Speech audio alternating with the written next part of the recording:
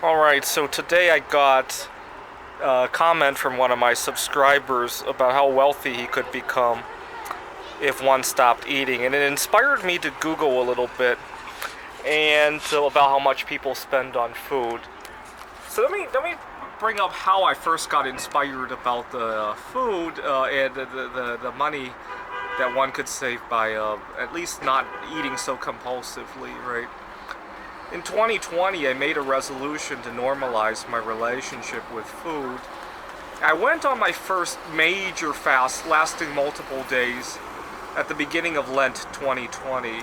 My friend wanted to quit smoking, or maybe I should say let go of smoking, let smoking dissipate away from his life. Now, I asked him what motivated him to let smoking go from his life the most, and he said he didn't want to go outside when it was frigid. Now keep in mind, Lent begins in the middle of February, and when he said that, my heart kind of sank because I knew by the end of Lent that might not apply anymore. And I said, well, that's a good starting point, but what about all the money you saved? I know he was too young to care about the health consequences, but I knew he would care about money. So we did the math, and I told him that one of my favorite vacation destinations is Gdansk Bay, Poland. I shared some stories with him, and I told him you could go to Gdansk 2 or 3 times with the money you save from not smoking, from letting smoking go from your life, right? You could go to Gdansk 2 or 3 times. And then I did the budget for my food, and it was even more trips to Gdansk, right? And that really upset me because I really love Gdansk. And this was back in February 2020 when we could actually still go there without having to quarantine. Now, a couple months later, at the end of Lent, I asked my friend how he was doing. Obviously, asked him over Zoom, and he said he's not smoking. He quickly rebuffed me, but I knew that the urge was still there because he was upset that I had asked him. And I said, well, I was a little worried for you because you told me that you only wanted to not smoke because of how cold it was outside. And he said that he's a little bit of a racist, but he said, well, yeah, but now I don't want to go outside because I don't want to catch the Chinese flu. He called it the Chinese flu. It was funny. And I thought, oh, well, at least that's a silver lining. But what about all the other benefits you got from not smoking? He said there was no benefits. And then I talked to him a little bit more, and I said, well, don't you feel like when you're in the middle of a Zoom call to not have to take the computer outside or to even take a break from the Zoom call?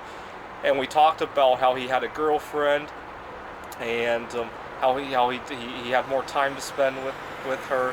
And after I mentioned all that, he recognized all those were benefits. Not to mention the money. And then we talked about what he did with the money. And obviously his hours at work have been cut, but his not smoking kind of gave him a little bit of a buffer, and he realized how much more dire things could be if he were still paying the cigarette ransom, right? And he had all these benefits that he didn't realize because they happened very gradually, right? Obviously nobody handed him a check for not smoking. Nobody enhanced his sex life with his girlfriend. Nobody made him stay inside and not have to go out to smoke and risk catching the Chinese flu. All of those happened very gradually, and he didn't notice that, right? Just like the money. Let's bring up that website again. So right now I have a little bit of frustration with my work as well. I don't have any solid answers for when I get work at the university, and I have to turn down a few jobs, and but at least money's not tight because of my let's see.